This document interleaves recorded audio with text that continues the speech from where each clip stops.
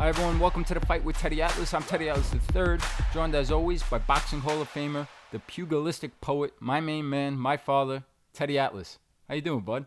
Got the new line out, but the fireman line that you and Nicole, my daughter, your sister, and Ben Amana, the founder of Box Raw, they do a good job. They, of course, people are going to say I'm going to say that I'm wearing their product, but they're based in England, and he makes a very good product, good quality.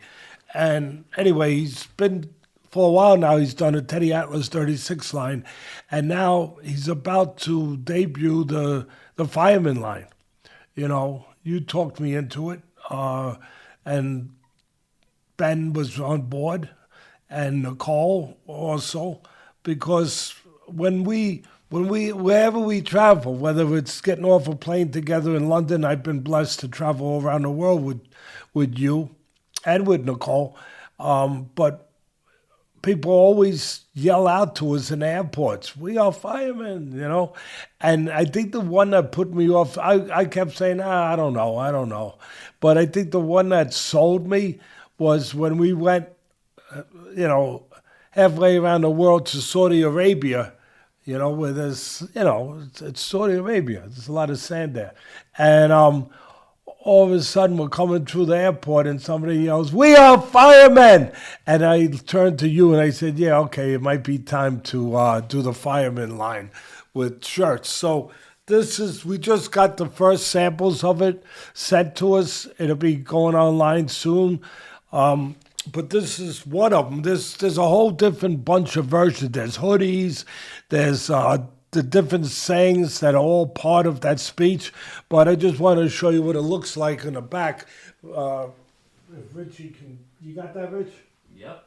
And it's kind of. Again, I wasn't sure, but it's pretty cool because I'll tell you one thing. I went to get a haircut with my friend John in Brooklyn the other day. No, I got a good haircut, right, but it looks pretty good. And yeah, not as sharp as you, but I'm a little older. And so we went over there, and I was wearing one of the hoodies. And one of the kids that cuts the hair, they're good guys. 3 generations of barbers. That's the way to do it. Then you know you're getting a good haircut. If they haven't learned by then, there's something wrong. So he said, "Teddy, where can I get that? Where can I get one of those hoodies?" Matter of fact, I called you up, and you said they're not online yet.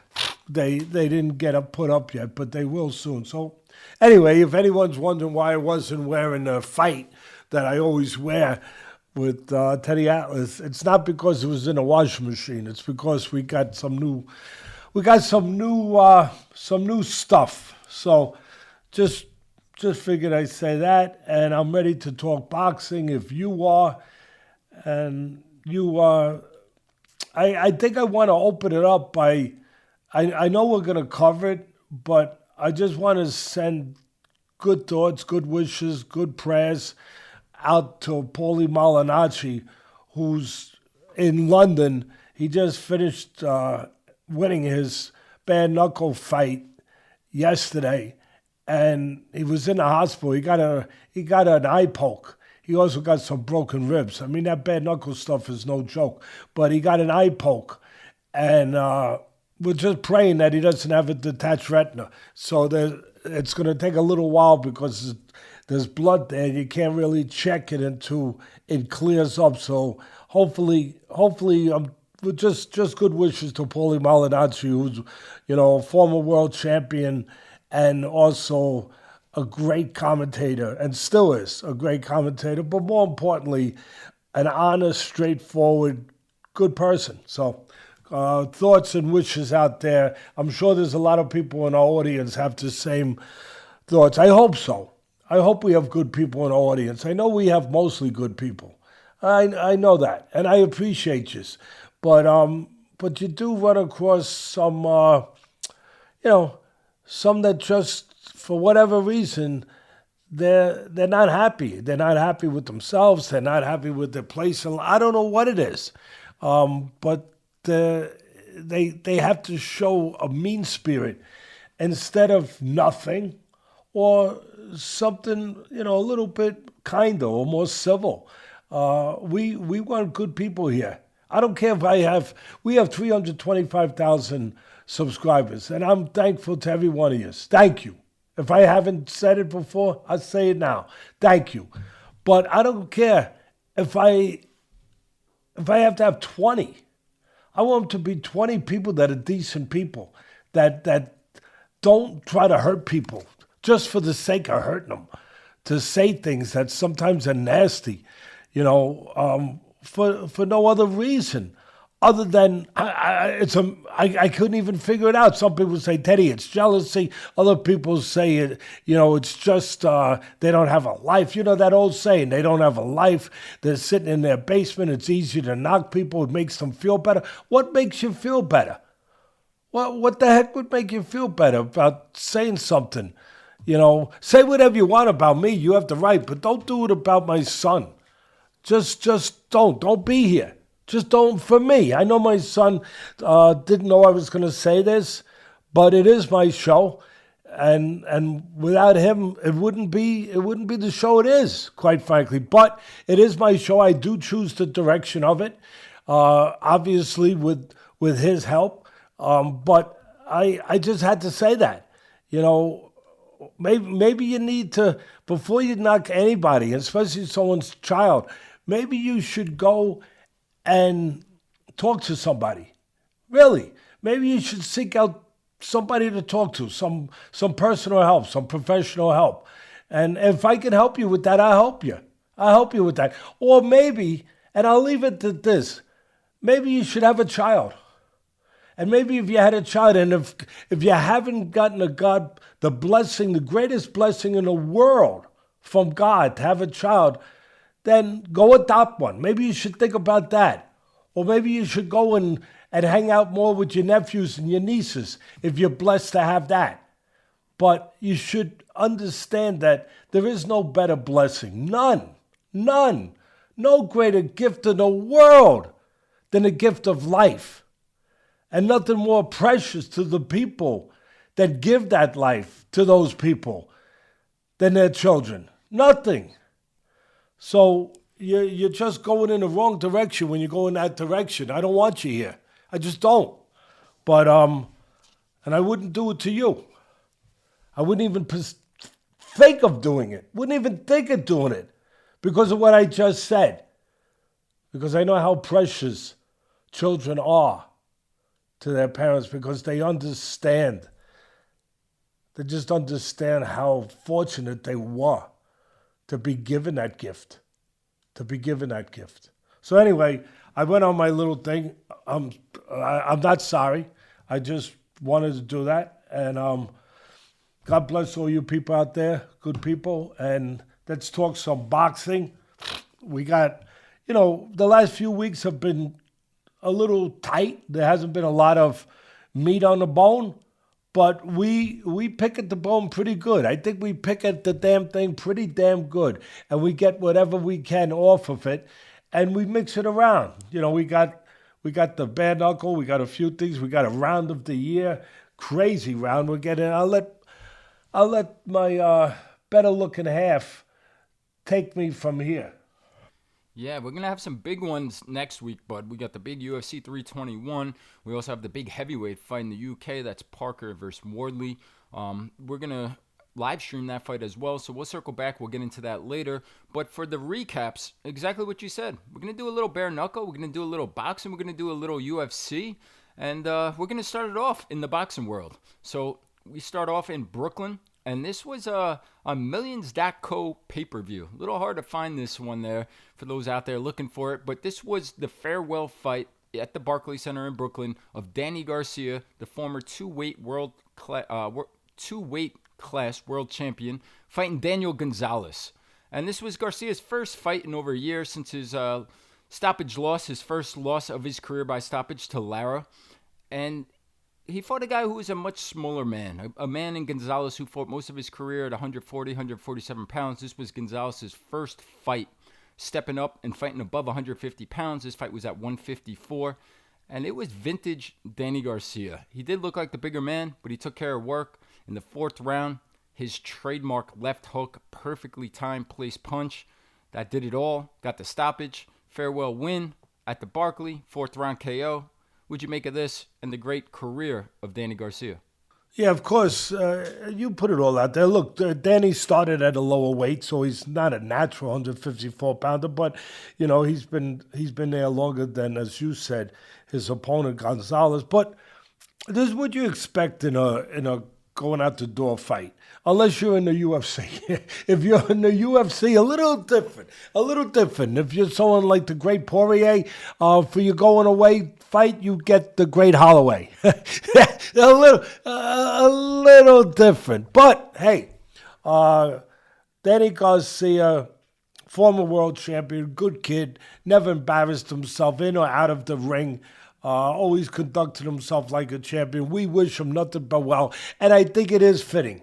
What my son said, he called it his trademark, his signature punch. It is fitting that he goes out with the same punch that really put him on the map. The same punch that carried him throughout his career in his biggest wins. I remember in his rematch with the great Erik Morales. Erik Morales was getting a little older, but in his rematch with the great Erik Morales, I remember he knocked him out in the same round, and it was with the same punch, the signature left hook, same punch. And he knocked a lot of guys out, or dropped a lot of guys with that punch. He had that punch down to a science. He really did. He gets you to reach in a little bit, take a little step back sometimes. He served it up different ways. Take a little step back off the jab, maybe without a jab, and get you to reach just a little bit. Bop! Nice counter left hook. And that left hook made him a lot of money. So if they want to do anything to have an after, party, a retirement party, I would make up buttons of good luck, Danny, and with a left hook on it, because that left hook really did him well. So good luck, Danny, and good luck with whatever's in front of you for the rest of this voyage. Yeah, beautifully said by you. I was very happy to see the win for Danny Garcia and his father. He's overcome a lot of mental health struggles, and it was good to see him go off on a high note with the win. And we'll see if he gets inducted into the International Boxing Hall of Fame one day, bud. He's beaten Erik Morales, as you said, Zab Judah, and many other world champions. Impressive resume, impressive career. Congratulations to Danny Garcia. To me, he's a Hall of Famer. And listen, I'm not diminishing anybody else in the Hall, but with some of the people in the Hall, to be quite frank, and we're kind of frank on this show, I think if we have a signature hook or a signature punch, it would be that we're frank and pretty straightforward and say what we need to say and we believe needs to be said. If he doesn't get in the Hall of Fame, there's a few people in there that shouldn't be in there if Danny Garcia doesn't get in. That's all I'll say. So I'm sure he'll get in. Yeah, I it's a tough one, but I don't disagree with what you just said, and his credentials seem Hall of Fame worthy to me. But when you take a look at some of the guys he's lost to, do they have to go in the Hall of Fame then? Does Keith Thurman go in? Does Errol Spence go in? Does Sean Porter go in? They've all beat him. They might, but it depends on their body of work. It's not one fight. It's their body of work. Styles make fights. One guy could beat one guy could lose to one guy, and then beat guys that the other guy that he lost to could never beat. So, it depends on the body of work at the end of the day. And again, I'll say what I said. I stand by it. There's people in the Hall of Fame that I'm not sure if they're really full Hall of Famers, quite frank. But they're in. And by that criterion, I believe that Danny should be in. That's my opinion. Just my opinion. That's all. Just because we're firemen don't mean we're right. We are going to move from Brooklyn. We're going to move it to Texas. We're going to stay in the boxing world. This was in MVP Jake Paul Promotions. They had a card there. And this was Sebastian Juarez versus DeMarcus Layton. One of the craziest rounds, definitely I've watched in 2025. One of the craziest rounds you're ever going to watch. I just want to give another shout out to our community, the Ropes. They pointed us this way. We got real boxing fans in there. And our buddy Matt said, hey, this was chaos. You got to take a peek. You got to watch it. We did. I'm glad. Thank you, Matt. Yeah, thank you, Matt. And it was worth it. I'll just start off by saying this, bud. When I tuned in to see it, I was no surprise that in the middle of the chaos, Lawrence Cole, and as far as I can remember, Friday Night Fights as a little kid, anytime there was chaos, controversy, whatever word you want to use, and there was fights in Texas, Lawrence Cole was usually in the middle of it. And there he was again. Out of control. I mean, Layton drops Juarez in the first round, and the fight should have been over. The guy was gone. He didn't know where he was. He was trying to walk towards Layton instead of taking his count. He gave him a long time to recover. He took away some points from him for holding while the guy was hurt, trying to recover, which gave him some more time to recover, and he did recover. Juarez turns the tide, hurts Layton, and winds up getting the knockout stoppage in the first round. I think when he dropped him, there was 8 seconds left. It seemed like that round, that last 8 seconds lasted another 20 seconds. Just complete pandemonium. Just want to hear your takes. It was a wild scene there. I don't know what the time was. Was that the time, Bud? Because I didn't see the time clock. Is that accurate? If that's accurate, there was a lot condensed into a short period of time. That's for sure. They should do a commercial on traveling, like get a good travel agent. We can condense a lot of stuff into a short period of time. You wanna do a month's worth of adventures in 2 days? Come to us. We'll get it. And by the way, come to Cole Travel Agency. We will get it done for you. We'll condense it all together. Look, Lawrence Cole, he's been around a long time. He's a veteran referee. And yeah, he reffed all the big fights in Texas because his father was the commissioner, Dickie Cole. Yeah, it wasn't hard to figure out why. And God bless his father. He's not here no more, but he held down that state as the commissioner there for years. His son was obviously put forward to be a top ref. He was his son. And he's been involved in some stuff. But this was for the highlight reel. I mean, this is the stuff that was up there in real. There's crazy stuff and there's loony bin stuff. This was loony bin stuff. This was more loony bin than just your average crazy night. We had a crazy night, but but then. Kind of like what movie is it? Well, when you start, what was that? In Las Vegas with Tyson made his debut in the movies? That was a crazy movie. The Hangover. Yeah, when it gets crazy is when you're like, whatever he was doing with the tiger, when Tyson got a little crazy, that's when it gets crazy. Or when you start wearing somebody else's underwear on your head, that's when you're going to beyond crazy. You're going to Twilight Zone, Looneyville, and this was when he started taking the points away. I mean, first of all, you got Juarez, who's undefeated. Layton had a few losses, and Juarez is the big favorite. And you got Juarez from Texas, by the way. If you want to figure that in, I don't know, but he's from Texas, and he's walking in with a jab too close. You can't jab too close because you leave a window open. It's like leaving a door open for something to come in. That something happens to be a right hand. I've been saying that for 100 years and teaching that. So you got to jab from a proper distance where you get full extension so you're safe not to get countered with the right hand. You don't leave the door open for the right hand, basically, right? So he comes in, he just comes in, and he throws the jab too close, and the right hand comes over. He doesn't see it. He gets dropped. He gets hurt. He gets dropped twice. And he's trying to survive. What do you do when you try to survive? You hold on. You hold on. Well, Lawrence Cole said no. And I don't know if you want to try to figure out whatever. I mean, I can't go there. You have to go there. But the facts are he took him points away twice. That was unusual.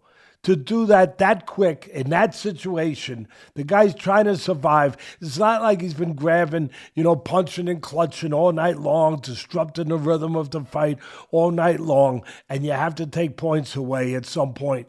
It wasn't that kind of scenario. It hadn't gotten there. It was the first round. So he takes points away twice. What happens in the end, it doesn't matter if that becomes a 10-7 round or whatever the hell it becomes. At that point, all that matters is he gets the time to recover. And he recovered. And give Juarez credit. It reminded me a little bit of Arturo Gatti, who used to recover. His recovery abilities were incredible. The way that Arturo Gatti used to get hurt, and then seconds later, he'd be recovered and he'd be hurting the other guy. It really was incredible, his ability to do that. So, Juarez... His ability to recover was aided by Lawrence Cole. I'm talking about Gatti right now, that he reminded me a little bit of Arturo Gatti in that way. But you're right. But he still recovered. It was still pretty incredible. But you're right. It was like being given back-to-back 8 counts, and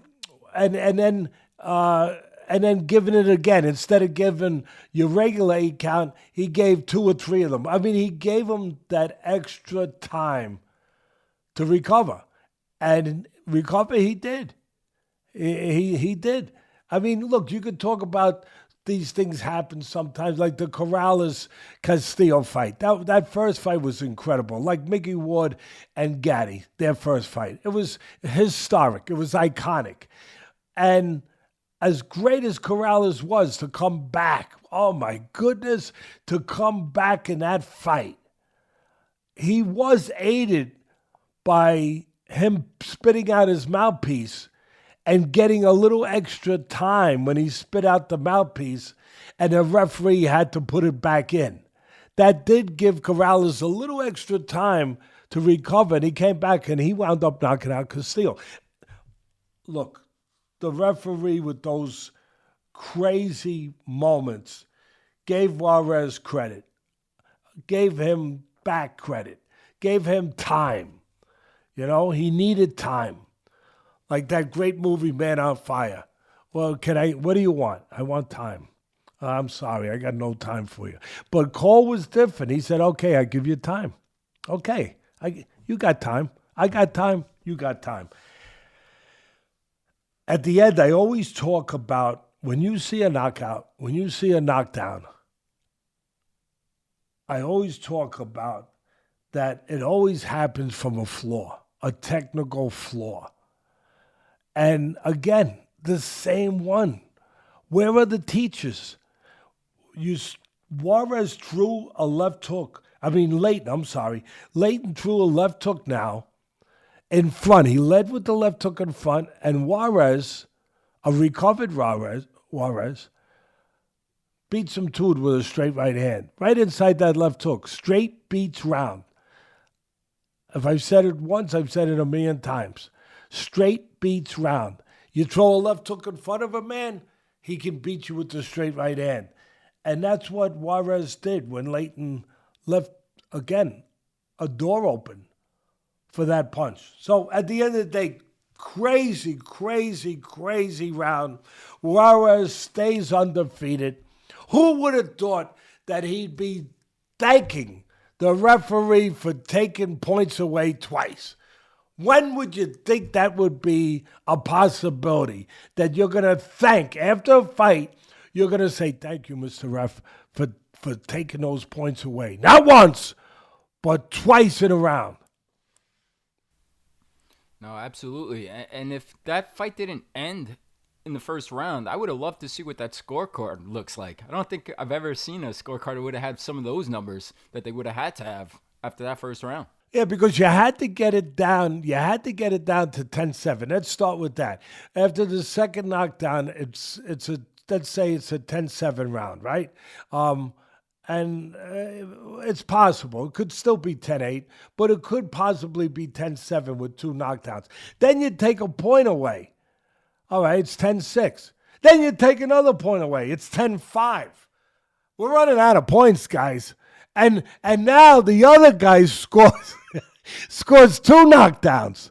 So, I don't know. You figure it out. You went further in school than I did, Bud. You went to college. I didn't. You figure that out. Oh, I got one thing figured out. DeMarcus Layton from Little Rock, Arkansas will not be going back to fight in Texas anytime soon.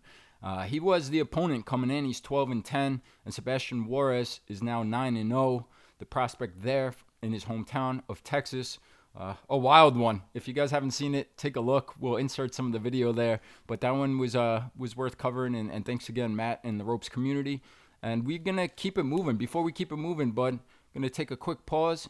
I want to give a thank you to today's sponsor, Athletic Greens. Athletic Greens introduces the new AG1 Next Gen. It now includes 5 clinically studied probiotic strains shown to support digestive and immune health with added vitamins and minerals. They've also now have new travel pack designs resulting in a much easier pour to improve the customer experience. So whether you guys are looking to boost your energy levels, support your immune system, or address gut health, Athletic Greens is the way to go. Simply visit athleticgreens.com/atlas to claim your special offer of 10 free travel packs with your first purchase. All right, there they are, Athletic Greens. And we are going to keep it going. We're going from the boxing world to the bare-knuckle world. So we had the bare-knuckle bout, and this was Paulie Malignaggi making his return to combat for the first time since 2019. Hasn't boxed in boxing since 2017. Did have a bare-knuckle match versus Artem Lobev in 2019, and he fought Tyler Goodjohn. And from all my experiences watching bare-knuckle, Bud, this matched up to what you kind of expect to get. A lot of action and a lot of blood. Both of these guys busted up. Unbelievable fight. And in the end, Malignaggi wins a split decision. But if you look at some of the videos and some of the photos, you would think he lost the fight. Some brutal, brutal gashes. I guess that's what's going to happen. That comes with the turf of bare-knuckle. I know Paulie's a very dear friend of yours. You spoke before the fight. You spoke again this morning to check up on him and see how he's doing. I just want to get your thoughts from this fight, and if you could just share with us how Paulie's doing. Yeah, we spoke through Texas, so I always want to be accurate. I'd never want to put anything out there that's not accurate, not on purpose anyway. And yeah, thank God he was in the hospital in London. I think he posted something so everybody could see that. He posted something, I believe, that he was in the hospital. He got there like 5 o'clock in the afternoon. He was maybe it was 10 o'clock, maybe it was a little later, but whatever it was, it might have been maybe 10 at night. And at 5 in the morning, he still hadn't been stitched up yet, which is a little unusual. They did a CAT scan, they did all that stuff to make sure, thank God he was okay. But he at 5 in the morning, I know he had still been waiting to get stitched, but at the end of the day, when the most serious thing that he was most concerned about was he got an eye poke. You know, that's just very similar to UFC. The UFC, they got the fingers are loose on those small 4-ounce gloves, right? Of course, in bare knuckle, there's no gloves at all. You got a little bit of wrapping, hand wrapping, but there's no glove, no padding. And you got the same thing you got in the UFC, which can be dangerous. The loose fingers, you get an eye poke and, you know, it can be very disabling. It was a bad eye poke. I think he got in the second round, so he had to endure the rest of the fight with basically one eye because he said that after that eye poke, he really couldn't see anymore out of that eye. So he was fighting the rest of the fight. We always knew he had a lot of heart and everything else to go with his hand speed and his good legs. But man, his heart was really on display here. What a warrior. So he goes the rest of the fight, 5 rounds, right, bud? Yeah, it's 5 rounds they fight. And he wins the decision. He boxed beautifully. I got to tell you, as far as his injuries, to finish up on that, he has broken ribs in the back because he got hit some punches that really were kidney punches. He shouldn't have been hit back there, but he was, he did get hit back there. And he got some broken ribs there. And he's got, they couldn't tell whether or not it's a detached retina. We pray it's not because there was too much blood. They have to wait until the blood is absorbed by the body, and then they can see whether or not there is. But the good news is, Paulie texts me that his vision is getting better, and that's a good sign. That's a great sign that it's getting better.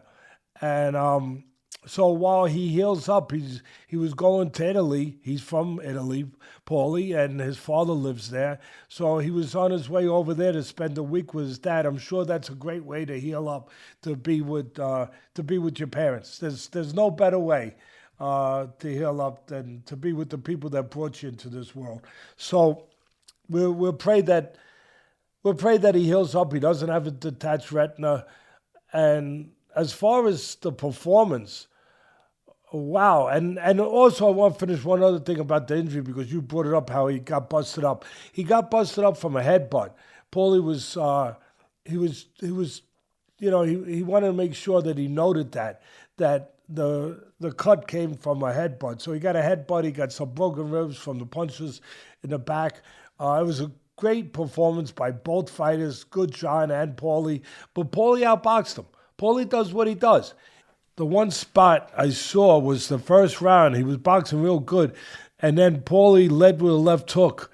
He just finished flurrying to the body, kind of like a shoe shine.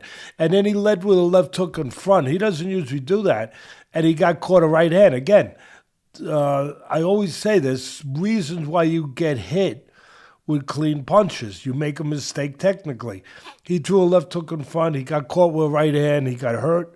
But then he recovered, obviously. And he went on to boxing. And for the most part, he boxed a superlative fight, a beautiful fight, where he used his jab, he controlled range to use his legs well. He had good head movement. His defense was good. He put punches together well. He's not a huge puncher, but he put punches together well. He hurt his hand, by the way. Paulie's known for having fragile hands, and he went in with healthy hands. He figured that he was gonna be better this one with the hands, but at the end he did hurt the hand. I'm not sure which one it was. Hopefully that's not broken, but he went to the body well. And when you're not a puncher, the one place that you can hurt a guy, slow a guy down without having to have power is to the body. Because if you're catching them clean in the body, they're going to feel it. They're going to slow down a little bit. So he did a great job slowing down the aggressive Goodjohn, the physically stronger Goodjohn, by going to the body, putting punches together, controlling range, using his legs, using his jab. Like I said, mixing in with good defense, good counterpunching. In spots, he looked like Paulie Malignaggi did with gloves on, in spots. At the end of the day, he boxed his way to a tough victory in a very tough business. Yeah, no question. Great breakdown, great fight. Congrats to both men. Nothing but heart, nothing but guts by both of them on display.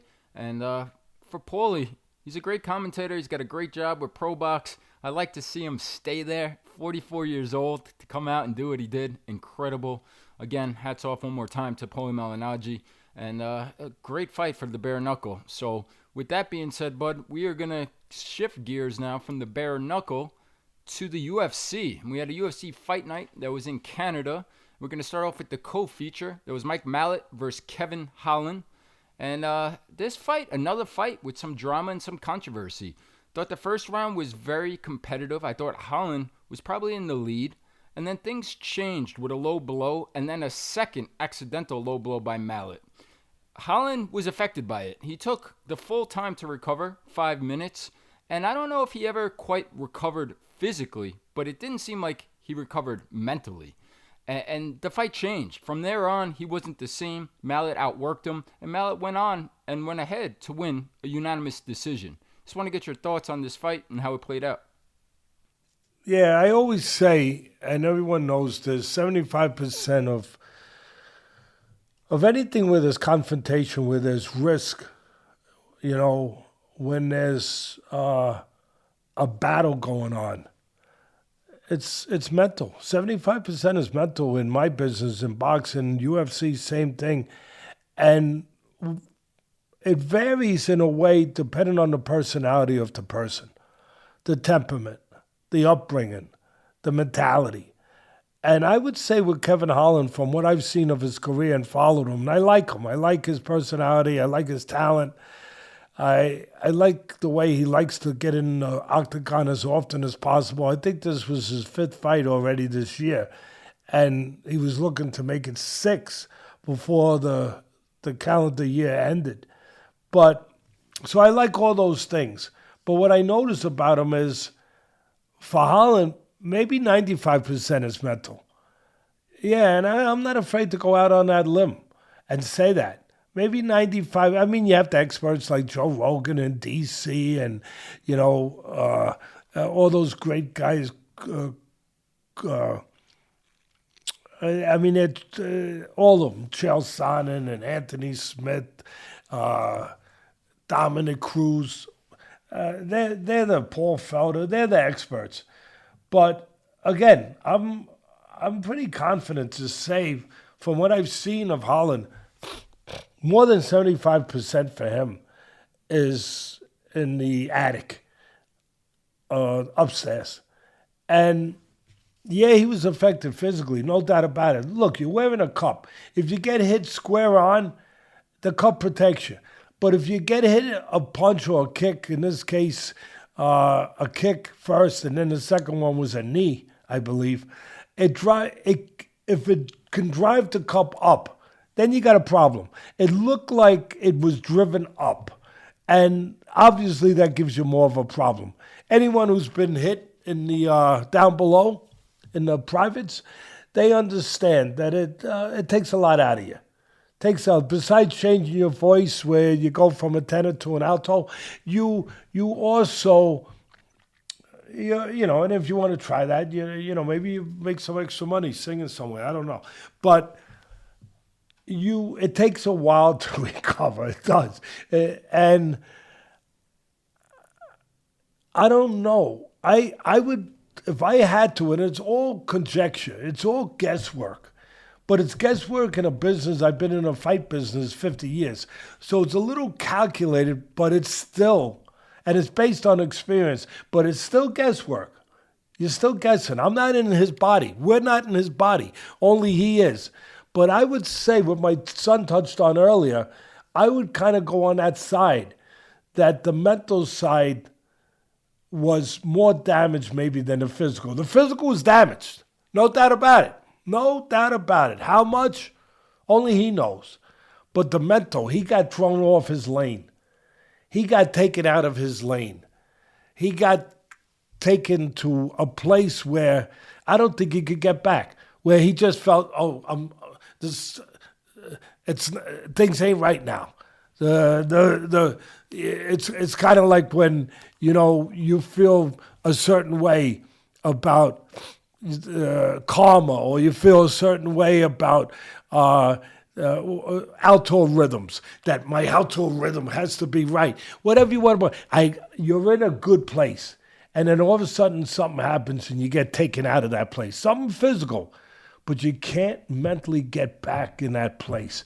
And maybe that's always going to be his problem, because it's not talent. It's not a lack of talent. There has been something that has stopped him from not quite leapfrogging that next place. And the great ones, the ones that have the talent and have that, they're able to get back in that place mentally, even if they get knocked out of it. And it didn't seem like he could quite get back. I give him credit. He finished the fight. I give him all the credit in the world. I'll tell you one thing, and I think it's the right way to finish this because we try to cover everything here, Bud, like an x-ray machine, like a CAT scan. And they gave him every chance. A lot of other scenarios, that would have been stopped. It would have been stopped because he never gave them the answer they were looking for. The doctors, the officials, the referee, are you okay? He never answered them. Now, a lot of places they would have said, okay, that's it. Fight's over. But they didn't. And they gave him the chance to go on, and he was able to go the distance. Lose a fight, but go the distance. No, absolutely. That's a great point by you there at the end. I mean, I think there was 4 guys in the ring, including the referee there and the doctor, to convince him to talk him into continuing because he wasn't saying anything. And it probably should have been stopped because of his non-response, but it continued. And you nailed it. But my issues with Kevin Holland always were the mental side. I would agree. I'd say it is 95% mental when it comes to him in particular. Whether it's talking through fights and seeming distracted or short notice or fighting so often, it feels like sometimes there's a built-in excuse if he comes up short. And the last thing I'll say on this, he reminds me in so many ways to a fighter who I love, but in boxing, Emmanuel Augustus. Very similar styles, that awkward. He's not the jitterbug of Emmanuel, but an awkward style. Guy who just fights all the time. A guy with a lot of losses on his record. But to me, feels like it doesn't matter if he wins or he loses. He just cares and he loves to fight. And he'll be back in there again in a few months, fighting again. The only difference with Augustus, I caught a lot of, and that's where you saw him. I caught a lot of his fights on Friday Night Fights on ESPN. I loved Emmanuel, I really did. And he was an entertaining fighter. Oh, what an entertaining fighter he was. And a good fighter. And he had about 70 fights, and he had probably half wins and half losses, or close to that. Because to your point, he took fights, on a minute's notice. He fought everybody, and he got robbed a lot of times too. But I think he was mentally more together than Holland. I would say that, but without going any further. But that was a good point.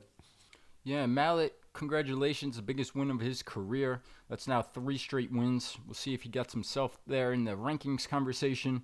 And 2 losses in a row for Holland, so we'll see how he bounces back, as he usually always does. And that's going to take us to the main event, Bud, for the evening. And that main event, we had the hometown guy, fights out of Louisiana now, but from Canada, Brendan Allen, fighting Reinier de Ridder. And this was a battle of the middleweights. 2 guys, very interesting matchup coming in. And I thought that de Ridder, when I watched the fight in the first round, it felt like it was going to be a fight that I've grown accustomed to seeing from de Ridder. He's such a big guy. He's so long. He's so strong in the clinches and grappling.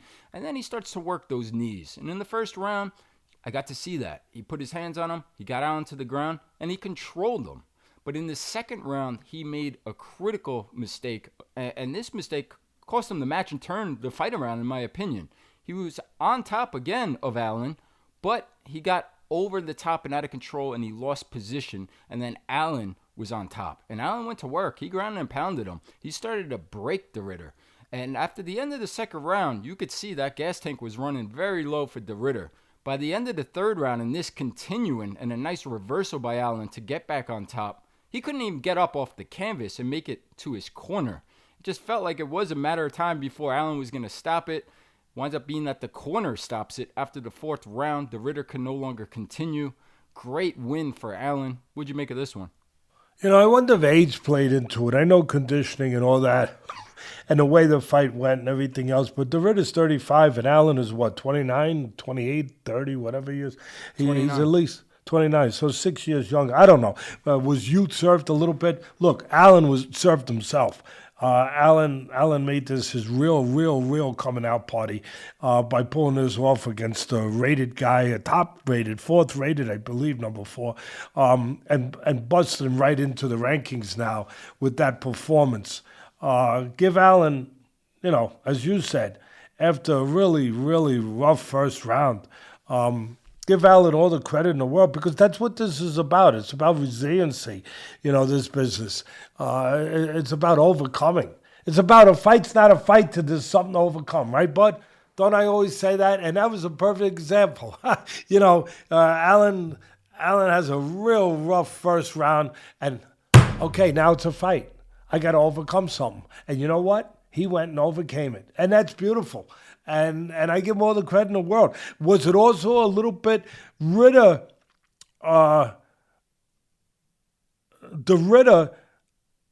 his last several fights, I mean, the way he took apart Bareknuckle, who was supposed to be the next superstar on the arise from the wrestling world, all that stuff. It turns out that Nickel wasn't ready for that. He wasn't experienced enough, all of that. But we didn't know for sure. And then the Ritter comes along and, he takes him apart, manhandles him, wins these fights that he's been on this streak and started to present himself as a sort of boogeyman. I mean, like, at the very least, a problem. He's big, he's strong, he's good, he's well-rounded. And then you see the way that he was taken apart and to an extent fell apart against Allen. You start to ask, if you're in the business the way I am, you start to ask, was this the case of the bully getting bullied? You start to ask that just a little bit, like that movie, Goodfellas. I'm not insulting him. You insult him a little bit. I'm not trying to do that. I'm just pointing out things. He was getting his way. He was manhandling guys. He was out physical and guys, out strengthening guys. And then all of a sudden he got stood up to by Allen, which he did. He stood up to him, and then he tested him. He took him into the waters that the Ritter was taking them into. And what happened? Allen drowned him. So that's my analogy of the fight.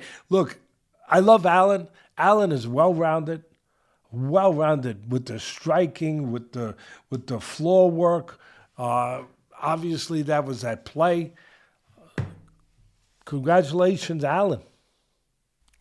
Yeah, absolutely. And what made it even more impressive is that Allen took this fight on 3 weeks' notice. That was short notice performance.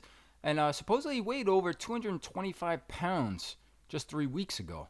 So big time cut, great performance by him. Allen bounces back after losing to Anthony Fluffy Hernandez at the beginning of the year. And that's 2 big wins in a row now versus Marvin Vettori and now the Ritter. So like you said, he'll be in that conversation in the top 5 probably for the rankings. Yeah, no doubt about it. And you got to see what happens with the Ritter at 35 now. I mean, here's a guy that got toppled from the mountain a little bit. This guy worked his way up, to a pretty damn good spot. I think he was number 4, but worked his way up to that part of the mountain and then gets dropped from it, gets knocked off the mountain. Does he, at this point in his career, how does that impact him? Does he get back up to that place in the mountain? We'll see. We'll see him tested. We already know how good he is. Now we'll find out on the inside how stout, how strong, how driven, how deep he is.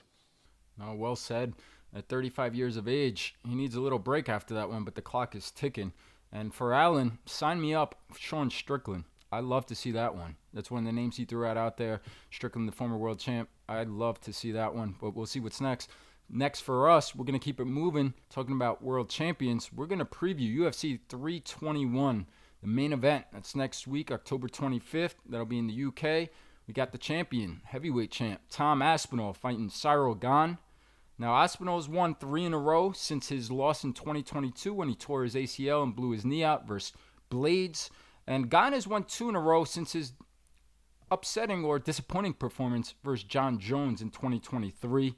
Interesting fight. Aspinall, 5-1 favorite nearly heading into this one. Just want to get your preview breakdown for this fight. Yeah, listen, I like Aspinall. I think he talk about well-rounded. He's well-rounded. He's a good grappler, good wrestler, and he's a terrific striker. He's got power, and, well, he does a lot of damage with the right hand. He'll be fighting a southpaw. We know that the right hand is a southpaw killer sometimes, right? Gane is a southpaw. We know he'll be looking for that. But before we get carried away, and I'll finish my thought on that Aspinall is a terrific striker. Why? He's got fast hands. He's got power in his hands. He's got good technique, and he's got good, quick feet. You know, one of the reasons why, and I'm not knocking Canelo. How can you knock Canelo? He's great. But one of the reasons why I was so strong on my pick with Crawford over him wasn't that only that Crawford's hands were faster, his feet were faster. That was one of the main things for me, besides the mental area, that his feet were faster and that Canelo couldn't close the gap with his feet quick enough. The hands don't matter if the feet can't get you there. You know? So that's the thing with Aspinall that makes him such a impressive striker. He's got the quick hands, the quick feet. He closes gaps fast. Guess what, though? Stay away from the ground, because if they get to the ground, Aspinall has a good edge. But Gane has improved in that area, at least to the point where he can survive. He can protect himself. He can, his takedown defense and his defense when taken down has become much better. But Aspinall, no doubt, has a big edge there. But as far as the striking, and I would think it's going to be a striking match for the most part, Gane's a pretty good striker. He's got good legs.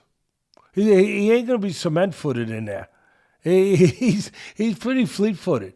And he's also a pretty good counterpuncher. If Aspinall gets a little top-heavy, a little anxious to land that southpaw killer, the right hand, Gane can counter him. So don't go to sleep on that so quick, 5-1. Because Gane, I think, will have a chance to match up with him in the striking, to do some countering, to use his legs, to keep Aspinall off bounds a little bit, to use his length, to use his jab, to use his southpaw position and technique, and everything that being a southpaw in an awkward way can represent to an orthodox fighter. I think Gane can box with him a little bit. At the end of the day, where I really give the edge to Aspinall is the mental area. And I'm big on that. That I think he's maybe a little stouter, a little more dependable, a little bit more together in the mental area. And like I always say, a fight ain't a fight till there's something to overcome. Something to overcome. And then you find out. I'll say if that something to overcome happens, Aspinall will overcome it and he'll win. That's all. You want anything a little deeper, there's a place my son can tell you where to go, but I'm not taking nothing away from you. I think I gave you everything I'm supposed to, and I want to, because you guys, I care about you guys. So I like Aspinall, but in the way that I just said it. And of course, the community, we're going to have a chat. We're going to have a chat room Saturday. I think it's Saturday around 5 o'clock or so. We're going to have an open chat with people chatting with us. And we're also going to have a fight companion coming up. And we're going to have a bunch of things with the ropes community. Right, bud? Yeah, so talking about the ropes, you could come on over and check us out at the ropes. It's TeddyAtlasBoxing.com. It's our landing page. We'll send you over there. Platform's on Circle. We're going to have picks for these fights coming up that we're previewing right now. The one we just spoke on for the UFC. There's so much more. And yes, we're doing a chat on Wednesday, but 5:30 Eastern. That'll be Teddy doing a live Q&A on Zoom for community members only. And then fast forward to Saturday, October 25th, Wardley versus Parker. For members only, this will be Teddy doing his Fight Companion live commentary. So that'll be on Saturday night. So a lot more to come. That's the ropes. And with that being said, we got one more to go, bud. We're going to preview fight I just touched on. Sticking to the heavyweights and sticking in the UK. But switching over to boxing. We got Joseph Parker versus Fabio Wardley. Very, very interesting heavyweight fight. I'm really excited for this one. Parker has been on a tear since his 2022 KO loss to Joe Joyce. He's won 6 in a row, and he continues to improve and only get better under trainer Andy Lee. And Wardley, only 4 months removed from his tremendous come-from-behind fight versus Justin Hooney, where he pulled it out of the fire. This fight, to me, seems like it could be very similar to that one. Seems like Parker has to be perfect all night, and Wardley has the eraser. I want to hear your thoughts. What can we expect? Parker versus Wardley. Well, you set it up nice, bud. And, you know, the first thing is what you touched on. Wardley, there's a war in his past, a war. And there's casualties of war. There are. And it takes a while to heal from a war, to recover from a war, mentally, emotionally, physically. 4 months ago, Wardley took a lot of punishment. A lot. He was in a war, and it was kind of a one-sided war. He was taking everything until he gave in the 10th round, and he ended it because he does have that great eraser. But will he be impacted only 4 months later from that war in a negative way? Or will it be positive where he's not used up? He's a guy that he's fresh. He hasn't been in wars. For the most part, he's had his way so far in his career. Will he be, although he did have that one tough fight, but then he won the rematch quick in the first round. But will he be better? Will he be better served from what he learned? Because he's still a work in progress. This is a kid who had no amateur background. He was doing white-collar boxing. I mean, it's crazy. What an athlete. How big, how strong. What an athlete. And for him to... I've seen guys that are good athletes, they build their records up, okay, but then they're not quite... Michael Grant comes to mind. Michael Grant was tremendous. He was a great basketball player, or a good athlete, put it that way. And he got into boxing. He had really very little amateur background. I think he had a handful of amateur fights, maybe 10 at the most, 10 or 11, whatever.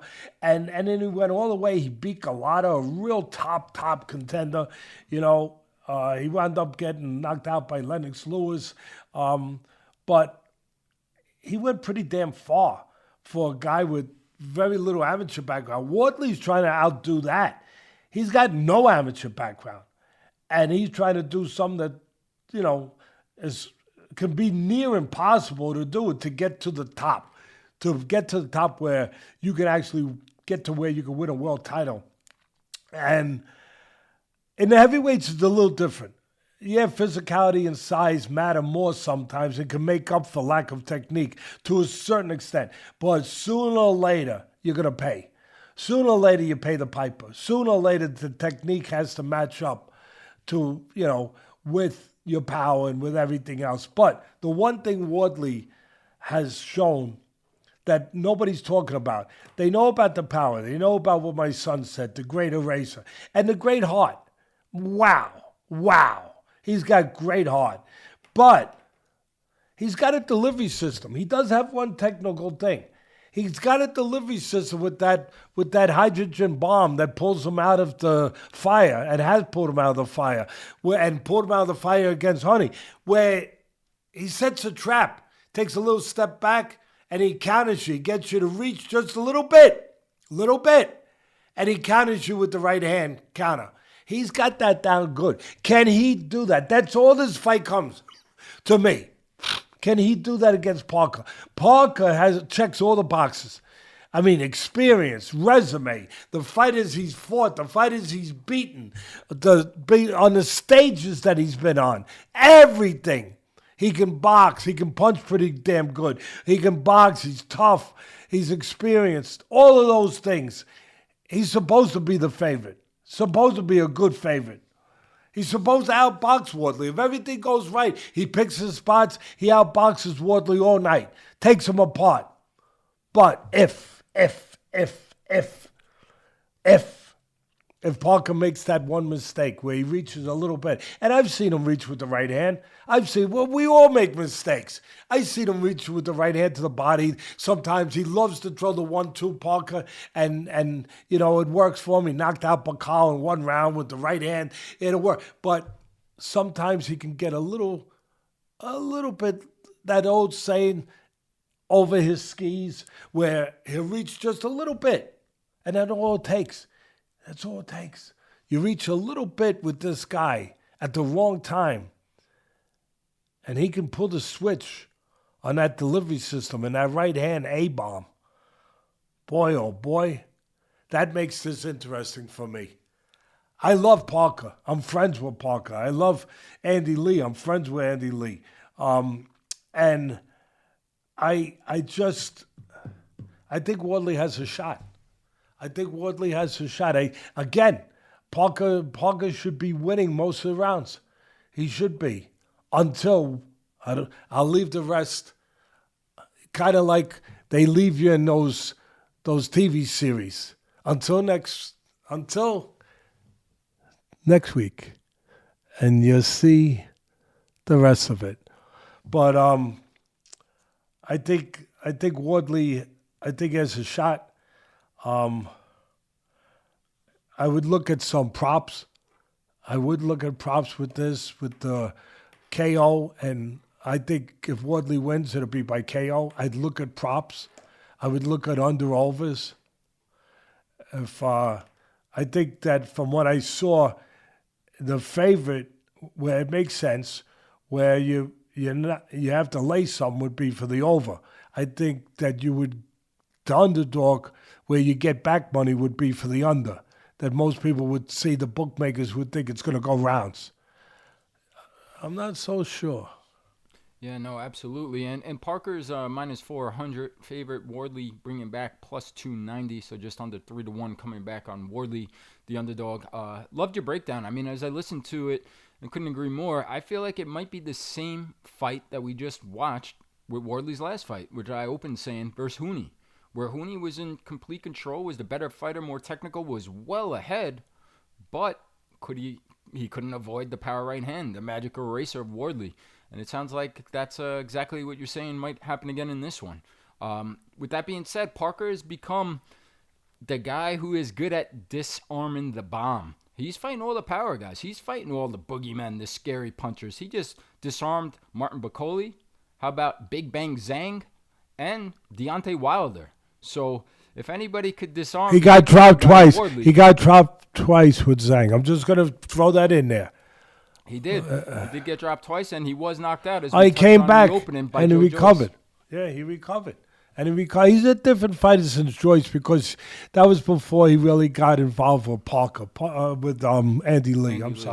Because Andy Lee has worked his magic. But, and he has improved him. But I'll say this one last thing off your point, Bud. The one big difference here, the intangible, the X factor that nobody but me is probably looking at this, is what did that Hooney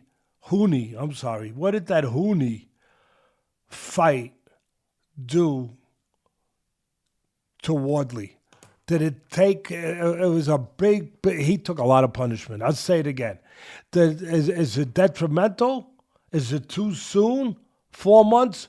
Or did he learn something valuable? We'll find out. One other thing I want to throw out there, Bud, you're talking about the community and the ropes and all the things that are available.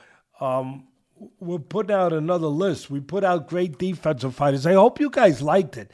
It came out last Friday. I really do, because I'm not going to do these lists if you don't come out and obviously see them, and we don't see the numbers coming out to see them. I'm not going to do them. It takes a lot of work.